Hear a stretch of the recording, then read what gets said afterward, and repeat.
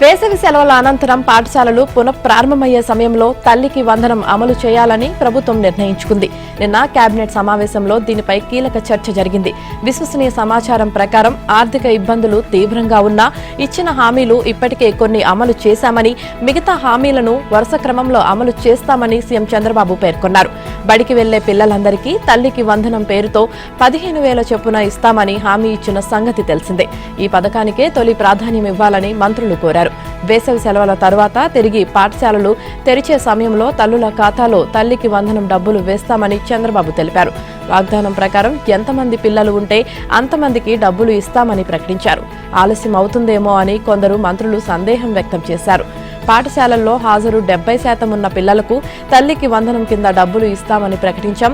ఈ విద్యా సంవత్సరంలో హాజరు చూసి అర్హత ఉన్న వారికి తిరిగి పాఠశాలలు తెరిచే ముందు డబ్బులు ఇవ్వబోతున్నాం. అన్నదాత సుఖీభవ పథకం కింద రైతులకు కూడా డబ్బులు త్వరలో ఇవ్వబోతున్నట్లు సీఎం తెలిపారు. ఈ పథకం కింద కేంద్రం ఇచ్చే మొత్తాన్ని 10,000కు పెంచింది. దానిని మరో 10,000 కలిపి రైతులకు మొత్తం 20,000 ఇస్తాం. కేంద్రం ఎన్ని వాయిదాల్లో ఇస్తే మనం కూడా అదే సమయంలో అంతే మొత్తం అన్ని వాయిదాల్లో ఇస్తామని చంద్రబాబు తెలిపారు. పేదల పెన్షన్లు 3,000 నుంచి 4,000 చేశామని, అన్నా క్యాంటీన్లు తెరిచామని, ఉచిత వంట గ్యాస్ సిలిండర్ పథకం అమలు చేశామంటూ ఇప్పటిదాకా అమలు చేసిన హామీల గురించి సీఎం వివరించారు. అలాగే అమరావతి నిర్మాణం, పోలవరం ప్రాజెక్టులను పట్టాలు ఎక్కించామని తెలిపారు. చేపల గుడ్లు పెట్టే సమయంలో మత్స్యకారులు వేటకు వెళ్లకుండా ఇచ్చే మొత్తం 20,000 ఏప్రిల్లో ఇవ్వాలని కూడా మంత్రివర్గ సమావేశం నిర్ణయం తీసుకుంది. కొత్త ఏడాదిలో అమరావతి పునర్నిర్మాణ పనులను పరుగులు పెట్టించేలా పలు నిర్ణయాలను రాష్ట్ర మంత్రివర్గం తీసుకుంది. ఈ వివరాలను నిన్న పౌర సంబంధాల శాఖ మంత్రి కొలుసు పార్థసారథి విలేకరులకు వెల్లడించారు. అమరావతి పునర్నిర్మాణంలో భాగంగా 2,723 కోట్ల విలువైన ఇంజనీరింగ్ పనులకు మంత్రివర్గం ఆమోదం తెలిపిందని మంత్రి చెప్పారు. అమరావతిలో పాత టెండర్లు రద్దు చేసి కొత్త వాటిని పిలువనున్నట్లు తెలిపారు. తిరుపతిలోని ఈఎస్ఐ ఆసుపత్రిని 50 పడకల నుంచి 100 పడకలకు 7.44 కోట్ల అంచనా వ్యయంతో అప్గ్రేడ్ చేయాలని నిర్ణయం. ఈ మొత్తం వ్యయాన్ని 7.1 నిష్పత్తిలో ఈఎస్ఐ కార్పొరేషన్ రాష్ట్ర ప్రభుత్వం భర్తిస్తాయి. Andhra Pradesh metropolitan region and urban development authority చట్టం 2016కు సవరణ ప్రతిపాదిస్తూ రూపొందించిన ముసాయిదా ఆర్డినెన్స్ కు ఆమోదం. కడప జిల్లా అక్కయ్యపల్లి గ్రామంలో 2 ఎకరాల భూమిని టీడీపీ జిల్లా పార్టీ కార్యాలయం నిర్మాణం కోసం లీజు ప్రాతిపదికన కేటాయించేందుకు చేసిన ప్రతిపాదనకు మంత్రిమండలి ఆమోదం. గతంలో టీడీపీ కార్యాలయానికి మంజూరు చేసిన ఈ భూమిని గత ప్రభుత్వం రద్దు చేసింది. దీనికోసం జీవో నెంబర్ 18 తెచ్చింది. దానిని రద్దు చేయాలని కేబినెట్ నిర్ణయించింది. గత ప్రభుత్వం అనుసరించిన ఆర్థిక విధ్వంసక విధానాల వల్ల రాష్ట్ర ఆర్థిక పరిస్థితి ఘోరంగా తయారైందని చంద్రబాబు అన్నారు. రెవెన్యూ సదస్సుల అమలు తీరుపై సీఎం చంద్రబాబు విస్తృతంగా సమీక్షించారు. దాదాపు 1 లక్షకు పైగా పిటిషన్లు ఈ సదస్సులో వచ్చాయని, 22A ల్యాండ్ సర్వే వివాదాలు, ల్యాండ్ రికార్డులకు సంబంధించిన పిటిషన్లు వాటిలో ఎక్కువగా ఉన్నాయని సీఎంకు అధికారులు తెలిపారు. అయితే సదస్సులు పూర్తి అయ్యేంత వరకు వేచి ఉండకుండా సత్వరమే పరిష్కరించేందుకు అవకాశమున్న పిటిషన్లను వెంటనే చేపట్టాలని చంద్రబాబు ఆదేశించారు. కాగా ఈ నెల 8న తన విశాఖ పర్యటనలో రైల్వే జోన్ ఏర్పాటుకు ప్రధానమంత్రి నరేంద్ర మోదీ శంకుస్థాపన చేస్తారని మంత్రి పార్థసారథి తెలిపారు. సైబర్ నేరాలు సవాల్ విసురుతున్నాయి. క్రిమినల్స్ కన్నా పోలీసులు మెరుగ్గా ఆలోచిస్తేనే నేరాలు కట్టడి అవుతాయి. నేరస్తులకు అవకాశం ఇవ్వొద్దు అని సీఎం చంద్రబాబు యువ ఐపీఎస్లకు, డీఎస్పీలకు సూచించారు. ఇటీవల శిక్షణ పూర్తి చేసుకుని పోలీస్ శాఖలోకి అడుగుపెట్టిన పలువురు ఏఎస్పీలు, డీఎస్పీలు నిన్న రాష్ట్ర సచివాలయంలో చంద్రబాబును మర్యాదపూర్వకంగా కలిశారు. ఈ సందర్భంగా సీఎం వారికి కీలక సూచనలు చేశారు. శాంతి భద్రతల అదుపులో ఉంటేనే రాష్ట్రానికి పెట్టుబడులు వస్తాయని, యువతకు ఉద్యోగాలు లభిస్తాయన్నారు. మారుతున్న పరిస్థితులకు అనుగుణంగా పోలీసింగ్ ఉండాలి. ఫ్రెండ్లీ పోలీసింగ్, అధునాతన టెక్నాలజీకి ప్రాధాన్యమిస్తూనే నేరస్తుల పట్ల కఠినంగా వ్యవహరించాలని సూచించారు. గంజాయి, డ్రగ్స్ సరఫరా రాష్ట్రంగా ఏపీకి అపఖ్యాతి వచ్చిందని, మత్తు పదార్థాలు కట్టడి చేసి రాష్ట్రానికి మంచి పేరు తీసుకురావాలని సూచించారు. పోలీసులు శాంతి భద్రతల పరిరక్షణ కోసం కాకుండా పగ తీర్చుకోవడానికి గత ప్రభుత్వానికి ఆయుధాలుగా మారారని సీఎం అన్నారు. విశాఖపట్నం స్టీల్ ప్లాంట్ను ఆర్థికంగా ఆదుకోవడానికి కేంద్ర ప్రభుత్వం దృష్టి సారించినట్లు తెలుస్తోంది. 17,000 కోట్లతో కొత్త రివైవల్ ప్యాకేజ్ ఇవ్వనున్నట్లు ప్రచారం జరుగుతుంది. అయితే నిధుల రూపంలో కాకుండా టెక్నాలజీ రూపంలో అందిస్తారని చెబుతున్నారు. ప్రస్తుతం విశాఖ ప్లాంట్లో 3 బ్లాస్ట్ ఫర్నేసుల ద్వారా స్టీల్ తయారు చేస్తున్నారు. ఆర్థిక ఇబ్బందులతో ముడి పదార్థాలు సమకూర్చుకోలేక ప్రస్తుతం 2 బ్లాస్ట్ ఫర్నేసులనే నడుపుతున్నారు. వీటి స్థానంలో కొత్తగా 3 ఎలక్ట్రిక్ ఆర్క్ ఫర్నేసుల ఏర్పాటు చేస్తారని అంటున్నారు. ఈ కొత్త ఫర్నేసులకు ఒక్కొక్క దానికి 2,500 కోట్ల నుంచి 3,000 కోట్ల ఖర్చు అవుతుంది. మూడింటికి 7,500 కోట్ల అవసరమని అంచనా. వీటి ద్వారా నాణ్యమైన ఉక్కు ఉత్పత్తి చేస్తారు. లాంగ్ ప్రొడక్టులు, భవన నిర్మాణాలు, మౌలిక వసతుల రంగంలో అధికంగా ఉపయోగించే స్టీల్ను తయారు చేసి విదేశాలకు ఎగుమతి చేయాలనేదే ప్రణాళిక. ఈ ఎలక్ట్రిక్ ఆర్క్ ఫర్నేసులను అవసరమైన టెక్నాలజీని అందించేందుకు జపాన్ కంపెనీలు ఆసక్తి చూపుతున్నాయి. ఇందులో ప్రధానంగా వినిపిస్తున్న పేరు పోస్కో. ఈ సంస్థ 4 ఏళ్ల క్రితమే విశాఖ ఉక్కుతో జాయింట్ వెంచర్ కోసం ఆసక్తి చూపిన సంగతి తెలిసిందే. ప్లాంట్లో 1,500 ఎకరాలు కేటాయిస్తే స్టీల్ ఉత్పత్తి చేసి లాభాల్లో వాటా ఇస్తామని అప్పట్లో ప్రతిపాదించింది. అయితే ఈ ప్రతిపాదనను కార్మిక వర్గాలు తీవ్రంగా వ్యతిరేకించాయి. విశాఖ స్టీల్ను ప్రైవేటు పరం చేయడానికి కుట్ర చేస్తున్నారంటూ ఆందోళనలు చేపట్టాయి. దాంతో ఆ ఆలోచన పక్కన పెట్టారు. ఇప్పుడు కేంద్రం విశాఖ ఉక్కులో ప్రైవేటు భాగస్వామ్యం పెంచి పనితీరు మెరుగుపరచాలని, నష్టాలు తగ్గించి లాభాల బాటలో నడపాలని యోచిస్తోంది. దీనికి కొత్త టెక్నాలజీ ఉపయోగించాలని భావిస్తోంది. ప్రస్తుతం కోకింగ్ కోల్, ముడి ఇనుము ఉపయోగించి బ్లాస్ట్ ఫర్నేసుల ద్వారా స్టీల్ తయారు చేస్తున్నారు. ఆర్క్ ఫర్నేసులకైతే పిగ్ ఐరన్, ఇనుము తుక్కు ఉపయోగిస్తున్నారు. కొత్త టెక్నాలజీ వల్ల కార్బన్ వ్యర్థాలు తక్కువగా వస్తాయి, పర్యావరణ హితంగా ఉంటాయి. విశాఖ ప్లాంట్లో 2 ఆర్కే ఫర్నేసులు ఇప్పటికే ఉన్నాయి. మాజీ సీఎం జగన్ గొంతు ముక్కు లాంటి వైసీపీ రాష్ట్ర ప్రధాన కార్యదర్శి సజ్జల రామకృష్ణారెడ్డి సోదరుల అక్రమాలు మరిన్ని వెలుగులోకి వచ్చాయి. కడప జిల్లా సీకే దిన్నె మండల పరిధిలోని అటవీ భూముల్లో ఏకంగా 52 ఎకరాలు ఆక్రమించారు. అంతేగాక పేదల చుక్కల భూములను కబ్జా చేసి ఎస్టేట్లు కలిపేసుకున్నారు. నిన్న ఆంధ్రజ్యోతిలో ప్రచురితమైన రిజర్వ్ ఫారెస్ట్ లో సజ్జల సామ్రాజ్యం కథనం కడప జిల్లా వైసీపీలో కలకలం రేపింది. సీకే దిన్నె రెవెన్యూ పొలం సర్వే నెంబర్ 1629లో 11,129.33 ఎకరాల అటవీ భూముల్లో వారు ఆక్రమించింది 42.20 ఎకరాలు కాదని 52.20 ఎకరాలని తెలుస్తోంది. సజ్జల సోదరుడి కుమారుడు పేరుతో కడప నగర శివారులో కడప కర్నూలు జాతీయ రహదారికి ఆనుకొని పట్టా భూములు ఉన్నాయి. వీటిలో కొన్ని డీకేటీ భూములు, ప్రభుత్వ భూములు కూడా ఉన్నాయని చెబుతున్నారు. ఇడుపులపాయలో జగన్ కుటుంబానికి ఉన్న ఎస్టేట్ మాదిరిగానే ఇక్కడ కూడా తయారు చేశారని చెబుతున్నారు. ఎస్టేట్ ప్రధాన గేటు ఎదురుగా సర్వే నెంబర్ 1612లో 5.18 ఎకరాల చుక్కల భూమి ఉంది. ఇందులో రాజానాయక్ భార్య బుక్కేదేవి పేరిట 34 సెంట్లు, బుక్కే ముత్యాలమ్మ పేరిట 1.30 ఎకరాలను ప్రభుత్వం 1993లో ప్రభుత్వం ఇచ్చింది. రాజానాయక్ భూములను కబ్జా చేసి సజ్జల ఎస్టేట్లో కలిపేసుకున్నారు. ఆయన కుటుంబ సభ్యులు ప్రశ్నిస్తే ఏం చేసుకుంటావో చేసుకో అంటూ బెదిరించారు. రాజానాయక్ ఇటీవల సీఎం చంద్రబాబు, పవన్ కళ్యాణ్ కలెక్టర్కు ఫిర్యాదు చేశారు. గురువారం ఆంధ్రజ్యోతిలో వచ్చిన కథనం సంచలనం రేపింది. పలువురు అధికారులు క్షేత్రస్థాయికి వెళ్లి విచారణ చేయాల్సి ఉంది. కేంద్ర మంత్రి జితేందర్ సింగ్ కడప కలెక్టర్లతో అధికారులతో సమీక్ష, సీకే దిన్నె మండలంలో పర్యటన ఉండటంతో జిల్లా యంత్రాంగం అంతా ఆయన వెంటే ఉన్నారు. సీకే దిన్నె మండలంలో మంత్రి పర్యటన ముగిశాక రెవెన్యూ, అటవీ అధికారులు వెళ్లి సర్వే చేపట్టారు. మీడియా ప్రతినిధులు అక్కడకు వెళ్లేందుకు ప్రయత్నించగా అక్కడి సిబ్బంది గేట్లు వేసి అడ్డుకున్నారు. పేదల బియ్యాన్ని స్వాహా చేసి అడ్డంగా దొరికిపోయిన మాజీ మంత్రి పేర్ని నాని తన తప్పును కప్పిపుచ్చుకునేందుకు ఓ అమాయకుణ్ణి బలి చేసేందుకు సిద్ధమయ్యారు. దీనికోసం ఆయన కుటుంబం బుకాయించేందుకు వెనకాడలేదు. తమ గోదాములో బియ్యం మాయమైన కేసులో బుధవారం పోలీసు విచారణకు పేర్ని నాని సతీమణి జయసుధ హాజరైన విషయం తెలిసిందే. బియ్యం పక్కదారి పట్టిన ఉదంతంలో తమ తప్పు ఏమీ లేదని, తప్పంతా మేనేజర్దేనని ఆమె వాంగ్మూలం ఇచ్చారు. గోదాము మేనేజర్ విషయంలో ఆమె అబద్ధాలు చెప్పేందుకు ప్రయత్నం చేయగా పోలీసుల విచారణలో అసలు విషయాలు బయటపడ్డాయి.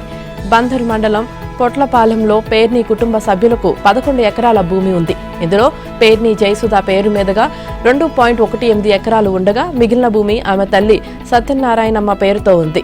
ఇక్కడ పేర్ని నాని అత్త పేరుతో సత్య వేర్ హౌస్, పేర్ని జయసుధ పేరుతో జేఎస్ వేర్ హౌస్ గోదాములు నిర్మించారు. జయసుధ పేరుతో ఉన్న గోదామును పౌర సరఫరాల శాఖకు లీజుకు ఇచ్చారు.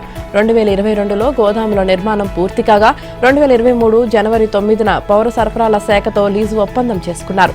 ఈ లీజు ఒప్పందంలో సాక్షిగా బేతపూడి మానస్ తేజ, రావి ప్రత్యూష సంతకం చేశారు. 2023 జనవరి నుంచే మానస్ తేజ గోదాము మేనేజర్గా, ప్రత్యూష గోదాములో టెక్నికల్ అసిస్టెంట్గా పనిచేస్తున్నారు. దానికి ఒప్పంద పత్రమే నిదర్శనం. కానీ బుధవారం నాటి పోలీసు విచారణలో పేర్ని జయసుధ తనకు ఆరోగ్యం సహకరించకపోవడంతో 6 నెలల క్రితమే మానస్ తేజ్ను మేనేజర్గా నియమించామని చెప్పారు. అయితే మానస్ తేజ్ 2 ఏళ్లుగా మేనేజర్గా చేస్తున్నారంటూ పోలీసులు రిమాండ్ రిపోర్టులో పేర్కొన్నారు. దానికి లీజ్ అగ్రిమెంట్ను రుజువుగా చూపారు. మానస్ తేజ్ను మేనేజర్గా నియమించిన తర్వాతే గోదాములో బియ్యం పక్కదారి పట్టాయని చెప్పి ఈ అక్రమంలో తమకు ఏమీ సంబంధం లేదని పేర్ని కుటుంబం బుకాయించే ప్రయత్నం చేసింది. కానీ పోలీసులు సేకరించిన నగదు లావాదేవీల వివరాల్లో 2023 అక్టోబర్ నుంచి 2024 నవంబర్ వరకు మానస్ తేజ్ బ్యాంకు ఖాతాలో 22,39,980 జమ అయిందని గుర్తించారు. నెలకు 10,000 జీతానికి పనిచేసే వ్యక్తి ఖాతాలో ఏడాది కాలంలో ఇంత పెద్ద మొత్తం జమ కావడం ఎలా సాధ్యమన్న విషయాన్ని పేర్ని కుటుంబం విస్మరించింది. రిజిస్ట్రేషన్ శాఖలో జరుగుతున్న అవినీతిని చూస్తే సిగ్గేస్తోంది. ఎన్నిసార్లు చెప్పినా మీరు మారడం లేదు. ఇంకొన్ని రోజులు చూస్తా, తీరు మార్చుకోకపోతే నేనే ఏసీబీకి పట్టిస్తా, మీ సంగతి చూస్తా, మళ్లీ ఉద్యోగంలోకి రాకుండా బయట నిలబెడతా అని రాష్ట్ర రెవెన్యూ, స్టాంపులు, రిజిస్ట్రేషన్ల శాఖ మంత్రి పొంగులేటి శ్రీనివాసరెడ్డి అధికారులకు తీవ్ర హెచ్చరికలు చేశారు. రిజిస్ట్రేషన్ శాఖ గురించి మాట్లాడాలంటేనే సిగ్గేస్తుందని, ఇకనైనా మారాలని, ప్రజలకు మేలు చేసేలా పని చేయాలని మంత్రి హితవు పలికారు. ప్రభుత్వం ఏర్పడిన తర్వాత గతేడాది ఆగస్టు 25న రిజిస్ట్రేషన్ శాఖ అధికారులతో ప్రత్యేకంగా తానే సమావేశమయ్యానని పొంగులేటి గుర్తు చేశారు. రాష్ట్ర వ్యాప్తంగా ఉన్న సబ్ రిజిస్ట్రార్లు, ఉన్నతాధికారులు అంతా సమావేశానికి వచ్చారని, అప్పుడు అవినీతికి తావు లేకుండా ప్రభుత్వానికి మంచి పేరు తీసుకురావాలని చెప్పానన్నారు. ఉద్యోగుల సంక్షేమం, పదోన్నతులు, బదిలీల విషయంలో ప్రభుత్వం నిష్పక్షపాతంగా వ్యవహరించిందని పేర్కొన్నారు. కానీ బదిలీల అనంతరం పోస్టింగులు వేశాక సబ్ రిజిస్ట్రార్ల నుంచి కొందరు డబ్బులు వసూలు చేశారనే విమర్శలు వచ్చాయి. పారదర్శకంగా బదిలీ చేయాలని ప్రభుత్వం భావించినా పాత వాసనలు వదులుకోలేని కొందరు ఉద్యోగులు బదిలీల్లో కొత్త స్థానాలకు వచ్చిన వారి నుంచి వసూళ్లు చేయడం చర్చనీయాంశమైంది. ఈ విషయంపై జిల్లాల వారీగా విజిలెన్స్ నివేదికలు తెప్పించుకున్న మంత్రి పొంగిలేటి వసూళ్లకు పాల్పడిన వారి సమాచారం సేకరించారు. కొంతమందిపై వేటు వేశారు. అయినా అవినీతి ఆరోపణలు రావడం, శాఖాపరంగా చర్యలు తీసుకోవాల్సిన వారు నిర్లిప్తంగా వ్యవహరించడంతో సమావేశంలో మంత్రి ఆగ్రహం వ్యక్తం చేసినట్లు తెలిసింది. ఓవైపు శాఖాపరమైన ఆదాయ లక్ష్యాలను వదిలేసి కొందరు అధికారులు అవినీతి కార్యకలాపాలకే పరిమితం అవుతున్నారంటూ చురకలంటించారని సమాచారం. రీజనల్ రింగ్ రోడ్ ఉత్తర భాగం రహదారి నిర్మాణంలో భూ పరిహారంపై ప్రభుత్వం దృష్టి సారించింది. ధరలను పెంచి అందించేందుకు ఆర్బిట్రేషన్ విధానాన్ని అవలంబించాలని ప్రాథమికంగా నిర్ణయించింది. ఆర్బిట్రేషన్ అంటే రోడ్డు నిర్మాణమయ్యే జిల్లాల పరిధిలోని కలెక్టర్లు అక్కడి భూములకు పరిహారం పెంచే విషయంలో ఒక నిర్ణయం తీసుకొని అదే విషయాన్ని ప్రభుత్వానికి, జాతీయ రహదారుల ప్రాధికార సంస్థ NHAIకు తెలియజేస్తారు. ప్రభుత్వం కూడా రైతులకు నష్టం లేకుండా ఉండేలా భూ విలువల విషయంలో జాగ్రత్తగా వ్యవహరించాలని నిర్ణయించింది. అంతేకాకుండా భూ పరిహారం కింద ధరలను పెంచి అందించేందుకు ఉన్న అవకాశాలను పరిశీలించాలని సంబంధిత అధికారులకు సూచించింది. రీజనల్ రింగ్ రోడ్డు ఉత్తర భాగం రహదారిలో భూములు కోల్పోతున్న రైతులకు అందించే పరిహారం ధరల అంశంపై ఆయా జిల్లాల కలెక్టర్లతో ప్రభుత్వ ప్రధాన కార్యదర్శి శాంతికుమారి నిన్న సచివాలయంలో సమావేశం నిర్వహించారు. ఈ సమావేశంలో గతంలో సీఎం రేవంత్ రెడ్డి సూచించిన విధంగా రైతులకు గరిష్ట పరిహారం అందించేందుకు ఉన్న అవకాశాలపై ప్రధానంగా చర్చ జరిగినట్లు సమాచారం. త్వరలోనే ధరలను ఖరారు చేయాలని నిర్ణయించినట్లు విశ్వసనీయంగా తెలిసింది. కాగా ఇప్పటికే NHAI రహదారి కోసం సేకరించిన భూముల వివరాలను తెలుపుతూ 3D నోటిఫికేషన్ను గతంలోనే జారీ చేసింది. 3D అంటే రహదారి నిర్మాణం కోసం సేకరిస్తున్న భూములు ఎవరివి, ఎంత సేకరిస్తున్నామనే వివరాలను ప్రకటించడం. ఇప్పుడు ప్రభుత్వం పరిహారం ధరలను ఖరారు చేయగా 3G అవార్డు నోటిఫికేషన్ను ప్రకటించనున్నారు. 3G అంటే రహదారి నిర్మాణంలో భూములు కోల్పోతున్న రైతులకు చెల్లించే పరిహారాన్ని ఖరారు చేయడం, ఖరారు చేసిన వివరాలను ప్రకటించడం తరువాయి. రైతు భరోసా పథకం కింద లబ్ధి పొందాలంటే రైతులు ఇక తప్పనిసరిగా దరఖాస్తు చేసుకోవాల్సిందే. ఎన్ని ఎకరాల్లో పంటలు వేస్తే అన్ని ఎకరాలను ఆ దరఖాస్తులో పొందుపరచాలి. ఉదాహరణకు 10 ఎకరాలున్న రైతు 7 ఎకరాల్లో పంటలు వేస్తే ఆ వివరాలే పొందుపరచాలి. పంటలు వేసినట్లుగా ధృవీకరించుకున్న తర్వాతే రైతు భరోసా కింద రైతులకు పెట్టుబడి సాయం అందనుంది. ఇన్ని ఎకరాలకు మాత్రమే పెట్టుబడి సాయం అంటూ రైతు భరోసాపై ఎలాంటి పరిమితి విధించే అవకాశాలు కనిపించడం లేదు. అయితే దున్నేవారికి మాత్రమే రైతు భరోసా ఇవ్వాలని డిప్యూటీ సీఎం బట్టి విక్రమార్క నేతృత్వంలోని రాష్ట్ర మంత్రివర్గ ఉపసంఘం ప్రతిపాదించింది. అవకతవకలకు అవకాశం లేకుండా ఉండేందుకు సాగు చేసిన పంటలను శాటిలైట్ మ్యాపింగ్ ద్వారా గుర్తించాలని ప్రతిపాదించింది. ప్రభుత్వ ఉద్యోగులైనా ప్రైవేటు ఉద్యోగులైనా ఆదాయపు పన్ను చెల్లింపుదారులైన పంటలు సాగు చేస్తే పెట్టుబడి సాయాన్ని అందించాలని ప్రతిపాదించారు. నిన్న సచివాలయంలో మంత్రులు బట్టి, శ్రీధర్ బాబు, పొంగిలేటి, కోమటిరెడ్డి సమావేశమై ఈ మేరకు కీలక ప్రతిపాదనలు వేశారు. 4వ తేదీ నిర్వహించనున్న కేబినెట్ భేటీలో ఈ ప్రతిపాదనలపై చర్చించి రైతు భరోసా పథకం విధి విధానాలను అధికారికంగా ప్రకటించనున్నారు. బీడు భూములు, కొండలు, గుట్టలు, రాళ్లు, రప్పలున్న భూములకు రైతు భరోసా ఇవ్వరు. ఈ నెల 5, 6, 7 తేదీల్లో క్షేత్రస్థాయిలో గ్రామ సభలు నిర్వహించి రైతుల నుంచి దరఖాస్తులు స్వీకరిస్తారు.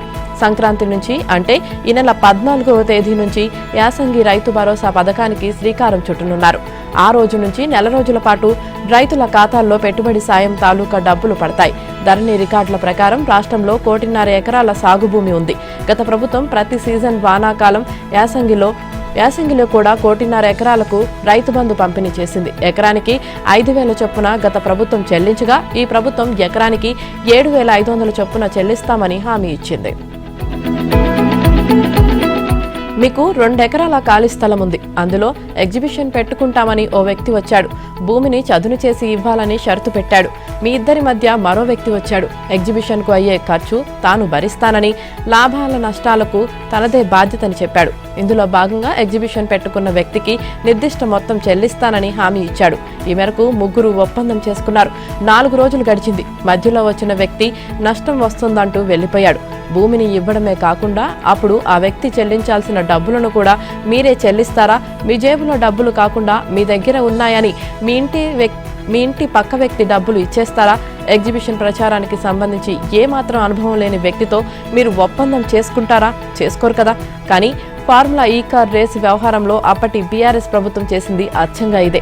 ఫార్ములా ఈ కార్ రేసును హైదరాబాద్లో 4 విడతల్లో నిర్వహించడానికి పురపాలక శాఖ, ఫార్ములా ఈ ఆర్గనైజేషన్ ఒప్పందం కుదుర్చుకున్నాయి. దీని ప్రకారం పురపాలక శాఖ పాత్ర చాలా పరిమితం. రేసు ట్రాక్ నిర్మించడం, ఇతర సివిల్ పనులు మాత్రమే పురపాలక శాఖ బాధ్యత. ఈ కార్ రేసును నిర్వహించేది ఫార్ములా ఈ ఆర్గనైజేషన్. తాను ప్రమోటర్గా ఉంటానని, అందుకయ్యే వ్యయాన్ని FEOకు చెల్లిస్తానని ఎస్ నెక్స్ట్ జెన్ అనే సంస్థ ముందుకు వచ్చింది. రేసు వాణిజ్య వ్యవహారాలను తాను చూసుకుంటానని చెప్పింది.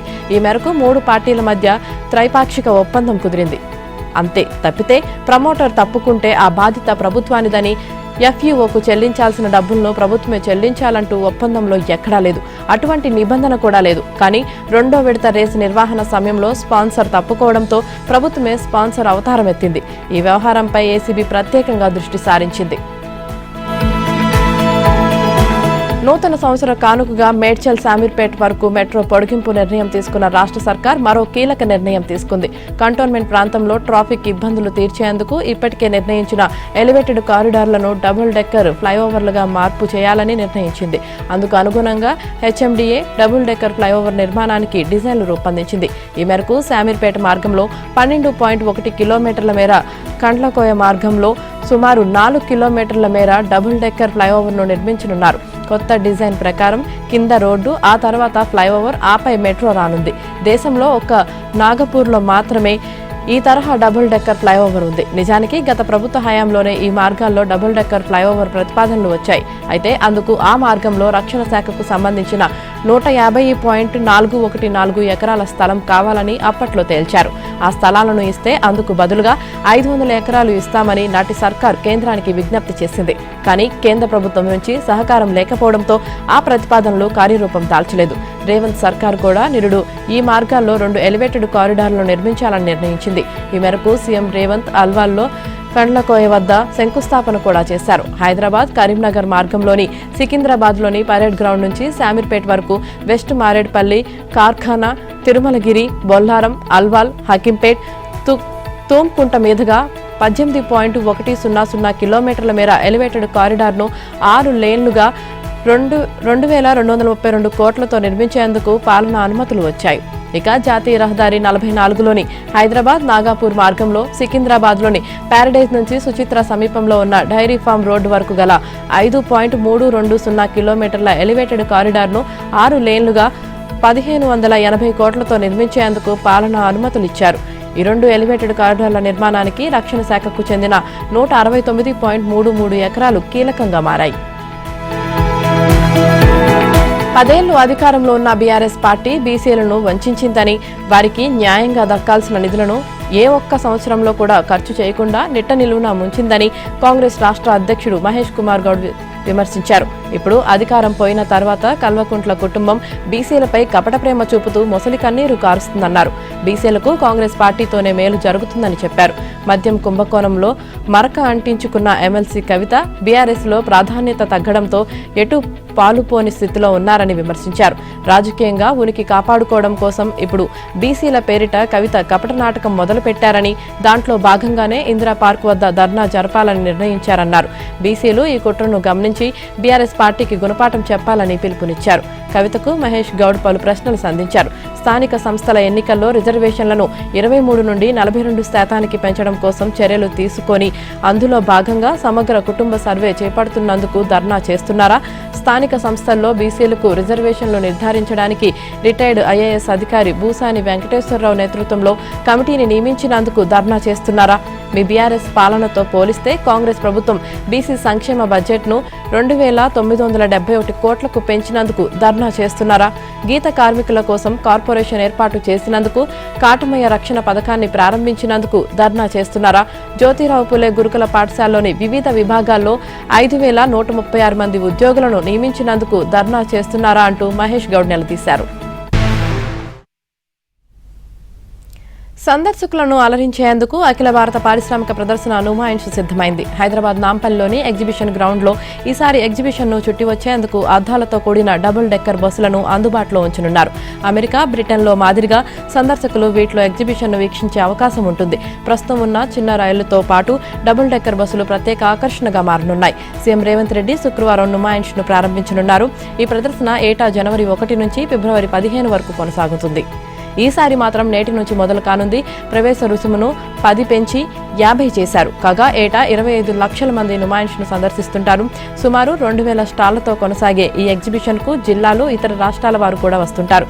కాగా ఎగ్జిబిషన్ ద్వారా గత సంవత్సరం జీఎస్టీ 9.66 కోట్లు వసూలైంది. 10,000 మందికి ప్రత్యక్షంగా, పరోక్షంగా ఉపాధి లభించనుంది. మొత్తం 26 ఎకరాల్లో ప్రదర్శన నిర్వహించనున్నట్లు ఎగ్జిబిషన్ సొసైటీ కోశాధికారి డాక్టర్ బి ప్రభాశంకర్ తెలిపారు. సందర్శకుల భద్రతకు చర్యలు చేపడుతున్నామని కార్యదర్శి బి సురేందర్ రెడ్డి చెప్పారు. 100 సీసీ కెమెరాలు, వాచ్ టవర్లతో నిఘా ఉంచుతామన్నారు. ఫోన్ ట్యాపింగ్ కేసులో నిందితుడిగా ఉన్న అదనపు ఎస్పీ తిరుపతన్న బెయిల్ పిటిషన్ విచారణ సందర్భంగా సుప్రీంకోర్టు పలు కీలక వ్యాఖ్యలు చేసింది. ఈ కేసులో తిరుపతన్న పాత్రపై సుదీర్ఘ కాలం పాటు దర్యాప్తు కొనసాగడం సరికాదని తెలిపింది. దర్యాప్తు పేరుతో పిటిషనర్ స్వేచ్ఛను అడ్డుకోలేమని పేర్కొంది. ఫోన్ ట్యాపింగ్ కేసులో అరెస్టై జైల్లో ఉన్న తిరుపతన్న తనకు బెయిల్ మంజూరు చేయాలని తొలుత తెలంగాణ హైకోర్టును ఆశ్రయించారు. అక్కడ తిరస్కరణకు గురి కావడంతో గతేడాది అక్టోబర్ 20న సుప్రీంకోర్టులో అప్పీల్ చేశారు. రాష్ట్ర ప్రభుత్వానికి నోటీసులు జారీ చేసిన ధర్మాసనం కౌంటర్ దాఖలు చేయాలని ఆదేశించింది. సిద్ధార్థ్ లూత్రా వాదనలు వినిపిస్తూ కోర్టు ఆదేశాల మేరకు కౌంటర్ పిటిషన్ దాఖలు చేసినట్లు తెలిపారు. ఫోన్ ట్యాపింగ్ కేసులో తిరుపతన్న కీలక నిందితుడని చెప్పారు. ట్యాపింగ్కు పాల్పడటంతో పాటు సాక్ష్యాలను ధ్వంసం చేయడంలో కీలకంగా వ్యవహరించారని అన్నారు. గత ప్రభుత్వ నేతల ఆదేశాల మేరకు అందరి ఫోన్లను ట్యాప్ చేశారని, న్యాయమూర్తుల ఫోన్లు కూడా ఇందులో ఉన్నాయని తెలిపారు. గతేడాది అసెంబ్లీ ఎన్నికల ఫలితాలు రాగానే ట్యాపింగ్ ఆధారాలను ధ్వంసం చేశారని వివరించారు. పిటిషనర్ తరపు న్యాయవాది సిద్ధార్థ్ దవే వాదనలు వినిపిస్తూ తిరుపతన్న 9 నెలలుగా జైల్లో ఉన్నారని, ఆయన పాత్రపై ఇప్పటికే ఛార్జ్షీట్ దాఖలైందని తెలిపారు. ఇంకా జైలులో ఉంచడం సరికాదని చెప్పారు. తప్పనిసరి అయితేనే జైల్లో ఉంచాలంటూ సుప్రీంకోర్టు ఇచ్చిన తీర్పులను ప్రస్తావించారు. ఈ సందర్భంగా ద్విసభ్య ధర్మాసనం పలు కీలక వ్యాఖ్యలు చేసింది. విచారణకు ఇంకెంతకాలం పడుతుందో రాతపూర్వకంగా తమకు తెలపాలని, తిరుపతన్న పాత్రపై ఇప్పటి వరకు చేసిన దర్యాప్తు వివరాలు సమర్పించాలని అడిగింది. లూత్రా సమాధానం చెబుతూ విచారణ పూర్తయ్యేందుకు మరో 4 నెలల సమయం పడుతుందని తెలిపారు. అఫిడవిట్ దాఖలకు సమయం కావాలని కోరారు. దీంతో తదుపరి విచారణను ఈ నెల 27కు కోర్టు వాయిదా వేసింది. రాష్ట్రంలో మళ్లీ సాగునీటి వినియోగ సంఘాల వ్యవస్థ తెరమీదకు వచ్చింది. ప్రతి చెరువు కింద ప్రత్యేకంగా సాగునీటి సంఘాన్ని ఏర్పాటు చేయాలనే ప్రతిపాదనలపై ప్రభుత్వం కసరత్తును ముమ్మరం చేస్తోంది. ఈ పాలక మండళ్లను నామినేషన్ విధానంలో భర్తీ చేయాలా లేక ఎన్నికల విధానంలో నియమించాలా అనే దానిపై సమాలోచనలు జరుపుతుంది. ఇక ప్రభుత్వమే చెరువు కింద రైతులతో సంఘాన్ని ఏర్పాటు చేయాలని తెలంగాణ వ్యవసాయ రైతు సంక్షేమ కమిషన్ ప్రభుత్వాన్ని కోరింది. భారీ మధ్య తరహా ప్రాజెక్టుల నిర్వహణకు ప్రత్యేకంగా నీటిపారుదల శాఖ అధికారులు వ్యవస్థ ఉండగా గత 10 ఏళ్ల పాటు చెరువుల నిర్వహణను పట్టించుకోలేదని, ఈ నేపథ్యంలో సాగునీటి సంఘాలను ఏర్పాటు చేయాలని కమిషన్ చైర్మన్ కోదండరెడ్డి ప్రభుత్వాన్ని కోరారు. తాజాగా నీటిపారుదల శాఖ మంత్రి ఉత్తమ్ కుమార్ రెడ్డిని కలిసి వినతిపత్రాన్ని అందించారు. రాష్ట్రంలో 46,531 వేలకు పైగా చెరువులు ఉన్నాయి. వాటి కింద 25.11 లక్షల ఎకరాల ఆయకట్టు ఉంది. గత ప్రభుత్వం చాలా చెరువులను భారీ మధ్య తరహా ప్రాజెక్టులకు అనుసంధానం చేసి వాటిని నీటితో నింపింది. అయితే చెరువుల నిర్వహణ మాత్రం నిరాశజనకంగానే ఉంది. మిషన్ కాకతీయ పేరుతో చెరువుల పునరుద్ధరణ చేపట్టినప్పటికీ పూర్తి స్థాయిలో అమలు కాలేదు. అయితే రాష్ట్రంలో కాంగ్రెస్ ప్రభుత్వం ఏర్పడిన తర్వాత వ్యవసాయ రైతు సంక్షేమ కమిషన్ను నియమించారు. ప్రత్యేకంగా చెరువుల నిర్వహణ కోసం సాగునీటి వినియోగ సంఘాలు ఏర్పాటు చేయాలని ఈ కమిషన్ సర్కారుకు నివేదించింది. ప్రభుత్వమే చెరువుల వారీగా రైతుల వివరాలను సేకరించి సాగు చేసే రైతులతో పాలక మండళ్లు ఏర్పాటు చేయాలని సూచించింది. 2025 సంవత్సరాన్ని చెరువుల సంవత్సరంగా ప్రకటించి రాష్ట్ర వ్యాప్తంగా చెరువులతో పాటు వాటి తూములు, కట్టలు, కాలువలను మరమ్మతు చేసే ప్రక్రియ చేపట్టాలని రైతు కమిషన్ సర్కారుకు ప్రతిపాదనలు చేసింది. రాష్ట్రంలో కాకతీయులు, కుతుబ్ షాహీలు, అసఫ్ జాహీల కాలంలో ఉన్న గొలుసు కట్టు చెరువుల విధానం దెబ్బతిందని, చెరువుల ప్రాంతాలు ఆక్రమణలకు గురయ్యాయని రైతు కమిషన్ పేర్కొంది. కాంగ్రెస్ పార్టీ మూసీలో మూటల వేట నుంచి లగచర్ల లఢాయి వరకు అన్యాయం జరిగిన ప్రతి చోట బాధితుల పక్షాన గట్టిగా నిలబడి ఎదుర్కొన్నామని బీఆర్ఎస్ వర్కింగ్ ప్రెసిడెంట్ కేటీఆర్ పేర్కొన్నారు. గతేడాది కాంగ్రెస్ నిరంకుశ పాలనపై గులాబీ సైనికులు పోరాట స్ఫూర్తిని కనబర్చారని, హామీల ఎగవేత, మోసపూరిత చర్యలను అడ్డుకోగలిగామన్నారు. ప్రభుత్వం తీరుపై మన పోరాటాన్ని ఇలాగే కొనసాగిద్దాం, నిరసనలు చేపడుతూనే రానున్న రోజుల్లో మోసపూరిత కాంగ్రెస్ ప్రభుత్వాన్ని గద్దెదించేదాకా పోరాటం సాగిద్దామని పిలుపునిచ్చారు. బీఆర్ఎస్ తోబుట్టుల్లారా అంటూ ఎక్స్ వేదికగా పార్టీ శ్రేణులకు కేటీఆర్ సందేశం పంపారు. బీఆర్ఎస్ పోరాటం వల్లే అదానీ ఆశ చూపిన 100 కోట్లను ప్రభుత్వం వెనక్కి ఇవ్వాల్సి వచ్చిందని, లగచర్ల లడాయి యావత్ దేశం ముందు నియంతృత్వ కాంగ్రెస్ ను దోషిగా నిలబెట్టిందన్నారు. తెలంగాణ ఏర్పడ్డాక 10 ఏళ్ల సామాజిక ప్రగతి ప్రస్థానంలో మహాత్మా జ్యోతిరావు పులే, సావిత్రిబాయి పులే దంపతుల స్ఫూర్తి ఇమిడి ఉందని బీఆర్ఎస్ అధినేత మాజీ సీఎం కేసీఆర్ గురువారం ఒక ప్రకటనలో పేర్కొన్నారు. శుక్రవారం సావిత్రిబాయి పులే జయంతిని పురస్కరించుకొని మహిళా సాధికారత, వారి విద్య కోసం ఆ దంపతులు చేసిన కృషిని స్మరించుకున్నారు. ప్రజల జీవన విధానంలో గుణాత్మక మార్పు, వారి హక్కులు కాపాడటం కోసం త్యాగాలు చేసిన భారతీయ మహనీయుల్లో మహాత్మా పూలే దంపతులు ముందు వరుసలో ఉంటారని కేసీఆర్ కొనియాడారు. అందరి ఆకలి తీర్చే రైతన్నలను ప్రభుత్వ పరంగా ఆదుకోవాల్సింది పోయి రైతు భరోసా పథకానికి నిబంధనలంటూ సీఎం రేవంత్ రెడ్డి అన్నదాతలకు సున్నం పెట్టే ప్రయత్నం చేస్తున్నారని బీఆర్ఎస్ ఎమ్మెల్సీ కల్వకుంట్ల కవిత ఆరోపించారు. రైతు భరోసా పథకానికి కూడా దరఖాస్తులను స్వీకరించాలని ప్రభుత్వం నిర్ణయించడం దారుణమన్నారు. ఇప్పటికే ప్రజాపాలన పేరిట దరఖాస్తులను స్వీకరించిన ప్రభుత్వం ఇంకెన్ని దరఖాస్తులు తీసుకుంటుందని ప్రశ్నించారు. రైతులను వ్యవసాయం చేసుకొనిస్తారా, ప్రభుత్వ కార్యాలయాల చుట్టూ తిప్పుకుంటూ తిప్పలు పెడతారా అని నిలదీశారు. స్థానిక సంస్థల ఎన్నికల్లో గులాబీ జెండా ఎగరడం ఖాయమన్నారు. ఎన్నికల హామీలు అమలు చేయలేక సీఎం రేవంత్ రెడ్డి చేతులెత్తేశారని, దాంతో ప్రజలు కాంగ్రెస్ పై గుర్రుగా ఉన్నారన్నారు. కాగా ప్రభుత్వం బీసీలకు ఇచ్చిన హామీలను అమలు చేయాలని, స్థానిక ఎన్నికల్లో బీసీలకు 42% రిజర్వేషన్లు వర్తింపచేయాలన్న డిమాండ్లతో నేడు బీసీ మహాసభ జరగనుంది. సావిత్రిబాయి పూలే జయంతి సందర్భంగా తెలంగాణ జాగృతి, బీసీ సంఘాలు చేపట్టనున్న బీసీ మహాసభకు పోలీస్ శాఖ అనుమతి ఇచ్చిందని కవిత చెప్పారు. Hyderabad metropolitan development authority HMDA పరిధిలో ఉన్న 3,342 చెరువులకు గాను 765 చెరువులు ఫుల్ ట్యాంక్ లెవెల్ ఎఫ్టీఎల్ హద్దులను గుర్తిస్తూ తుది నోటిఫికేషన్ జారీ చేసినట్లు రాష్ట్ర ప్రభుత్వం హైకోర్టుకు తెలిపింది. మిగతా చెరువులకు ప్రాథమిక నోటిఫికేషన్లు జారీ చేశామని, వాటిపై అభ్యంతరాలు పరిష్కరించిన తర్వాత ఫైనల్ నోటిఫికేషన్ వెలువరిస్తామని పేర్కొంది. హెచ్ఎండిఏ పరిధిలో చెరువుల ఆక్రమణలు, ఎఫ్టీఎల్ బఫర్ జోన్ల పరిధిలో అక్రమ నిర్మాణాలు వెలుస్తున్న నేపథ్యంలో అన్ని చెరువుల ఎఫ్టీఎల్ను నిర్ధారిస్తూ ఫైనల్ నోటిఫికేషన్లు జారీ చేయాల్సి ఉందని వెల్లడించింది. చెరువుల చుట్టూ ఫెన్సింగ్ ఏర్పాటు, ఆక్రమణలకు తావు లేకుండా అభివృద్ధి కార్యక్రమాలు చేపట్టడం, సీసీటీవీ కెమెరాలు ఏర్పాటు చేయడం వంటి చర్యలు అవసరముందని తెలిపింది. ఈ మేరకు ఫైనల్ నోటిఫికేషన్లు ఇచ్చే అంశంపై ప్రత్యేకంగా ఒక సుమోటో పిటిషన్ను రిజిస్టర్ చేసి ఈ అంశాన్ని పర్యవేక్షిస్తున్నట్లు తెలియజేసింది. నిన్న ఈ అంశంపై హైకోర్టు ప్రధాన న్యాయమూర్తి అలోక్ అరాధే, జస్టిస్ జె శ్రీనివాసరావులతో కూడిన ధర్మాసనం మరోసారి విచారణ చేపట్టింది. ప్రభుత్వం తరపున ప్రత్యేక న్యాయవాది శ్రీధర్ రెడ్డి వాదనలు వినిపిస్తూ ప్రస్తుత పరిస్థితిపై అదనపు స్థాయి నివేదికను సమర్పించినట్లు పేర్కొన్నారు. 765 చెరువులకు ఫైనల్ నోటిఫికేషన్ ఇప్పటికే జారీ చేశామని, మిగతా వాటి విషయంలో వేగంగా చర్యలు తీసుకుంటున్నట్లు తెలిపారు. ఈ మేరకు చెరువుల హద్దులు గుర్తించడం తదితర అంశాల్లో హెచ్ఎండిఏ ప్రభుత్వం కసరత్తు చేస్తున్నాయని, తదుపరి విచారణ నాటికి మంచి పురోగతి సాధించి ఆ వివరాలు నివేదిస్తామన్నారు. వాదనలు విన్న ధర్మాసనం మరిన్ని వివరాలతో పనుల పురోగతిపై అదనపు స్థాయి నివేదిక సమర్పించాలని పేర్కొంది. తదుపరి విచారణను ఫిబ్రవరి 4కి వాయిదా వేసింది. వాష్రూంలో ఉండగా వీడియోలు తీశారంటూ కండ్లకోయ సిఎంఆర్ ఐటీ బాలికల హాస్టల్ వద్ద విద్యార్థులు ఆందోళన కొనసాగుతుంది. బుధవారం రాత్రి నుంచి హాస్టల్ పరిసరాల్లో ఉద్రిక్తత వాతావరణం నెలకొనడంతో పోలీసులు రంగంలోకి దిగారు. నిన్న కూడా విద్యార్థులు తమ ఆందోళనను కొనసాగించగా విద్యార్థి సంఘాలు అండగా నిలిచాయి. మహిళా కమిషన్ కూడా ఈ ఘటనను సుమోటోగా విచారణకు స్వీకరించింది. మేడ్చల్ ఏసీపీ నేతృత్వంలో పోలీస్ దర్యాప్తు ప్రారంభమైంది. విద్యార్థులు, పోలీసుల కథనం ప్రకారం బాలికల హాస్టల్ విద్యార్థిని ఒకరు బుధవారం రాత్రి 8 గంటల సమయంలో బాత్రూంకు వెళ్లగా వెంటిలేటర్ నుంచి ఎవరో సెల్ ఫోన్లో వీడియో తీస్తున్నట్లు గుర్తించి తోటి స్నేహితులకు చెప్పింది. విద్యార్థులంతా వార్డెన్కు విషయం చెప్పగా స్పందన లేకపోవడంతో రాత్రికి రాత్రి హాస్టల్ ముందు బైఠాయించారు. కాంగ్రెస్ నేతపై దాడి చేసిన కేసులో మాజీ ఎమ్మెల్యే పట్నం నరేందర్ రెడ్డిని బోరాస్పేట్ స్టేషన్ పోలీసులు విచారించారు. ఉదయం 11 గంటల నుంచి మధ్యాహ్నం 2 గంటల వరకు 3 గంటల పాటు పరిగి డీఎస్పీ శ్రీనివాస్, కొడంగల్ సీఐ శ్రీధర్ రెడ్డి సమక్షంలో బోరాస్పేట్ ఎస్ఐ అబ్దుల్ రఫూఫ్ పలు ప్రశ్నలు సంధించినట్లు సమాచారం. అక్టోబర్ 25న లగచర్ల పరిధిలోని రోటిబండ తండాలో గిరిజనులు దుద్యాల మండల కాంగ్రెస్ అధ్యక్షుడు ఆవుటి శేఖర్ను పంచాయతీ కార్యాలయంలో నిర్బంధించి దాడికి పాల్పడటంతో కేసు నమోదైంది. నరేందర్ రెడ్డి హైకోర్టును ఆశ్రయించగా షరతులతో కూడిన బెయిల్ మంజూరైంది. విచారణ అధికారి పిలిచినప్పుడు రావాలన్న ఆదేశాల మేరకు తాజాగా ఆయన పోలీసుల ఎదుట హాజరయ్యారు. మీడియాతో మాట్లాడకుండానే వెళ్లిపోయారు. నిరవధిక నిరాహార దీక్ష చేస్తున్న రైతు నాయకుడు జగ్జీత్ సింగ్ దల్హేవాల్ను ఆసుపత్రి తరలించినందుకు సుప్రీంకోర్టు పంజాబ్ ప్రభుత్వంపై అసంతృప్తి వ్యక్తం చేసింది.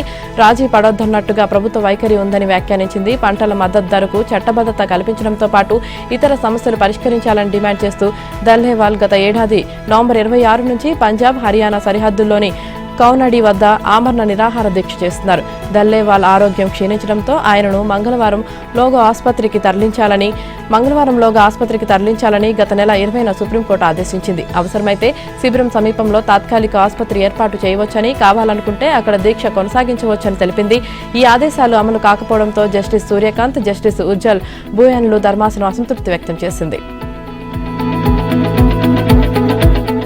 మహారాష్ట్ర ఎన్సీపీలోని వైరీ వర్గాలు ఒకటి కాబోతున్నాయా? కుటుంబ సభ్యుల అభ్యర్థన మేరకు బాబాయ్ శరద్ పవార్, అబ్బాయి అజిత్ పవార్ విభేదాలు మరిచి రాజీ పడబోతున్నారా?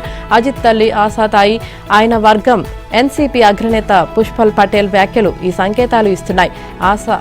ఆశాతాయి నూతన సంవత్సరాన్ని పురస్కరించుకొని బుధవారం పండిరీపురంలో పాండురంగ విఠలుడి ఆలయం వెలుపల మీడియాతో మాట్లాడుతూ బాబాయి, అబ్బాయి తిరిగి కలవాలని, కుటుంబంలో సమస్యలన్నీ తీరిపోవాలని పాండురంగాన్ని వేడుకున్నానని తెలిపారు. అత్యంత ఆసక్తిగా సాగుతున్న బోర్డర్ గవాస్కర్ ట్రోఫీ చివరి అంశానికి చేరుకుంది. ఆఖరిదైన 5వ టెస్టు భారత జట్టుకు అత్యంత కీలకమైంది. ఈ మ్యాచ్లో గెలిస్తేనే సిరీస్ను సమం చేసుకోగలుగుతుంది. దీంతో పాటు world test championship final berth ఆశలను సజీవంగా ఉంచుకోగలుగుతుంది. ఇలా ఒక్క మ్యాచ్ 2 ఫలితాల కోసం ఆతృతగా ఎదురుచూస్తున్న టీమిండియా సిడ్నీ టెస్టులో మార్పులతో బరిలోకి దిగింది. పేలవ ఫామ్తో పాటు నాయకత్వం విషయంలోనూ తీవ్ర విమర్శలు ఎదుర్కొంటున్న కెప్టెన్ రోహిత్ శర్మ ఈ మ్యాచ్ నుంచి తప్పించారు. దీంతో బుమ్రా నాయకత్వంలో జట్టు ఆసీస్ను ఎదుర్కొంటోంది. సిడ్నీ టెస్టులో టాస్ గెలిచిన భారత్ బ్యాటింగ్ ఎంచుకుంది. రోహిత్ శర్మకు విశ్రాంతినివ్వగా అతడి స్థానంలో శుభమన్ గిల్ను తీసుకున్నారు. ఆకాశ్ దీప్ స్థానంలో ప్రసిద్ధ్ కృష్ణకు అవకాశం కల్పించారు.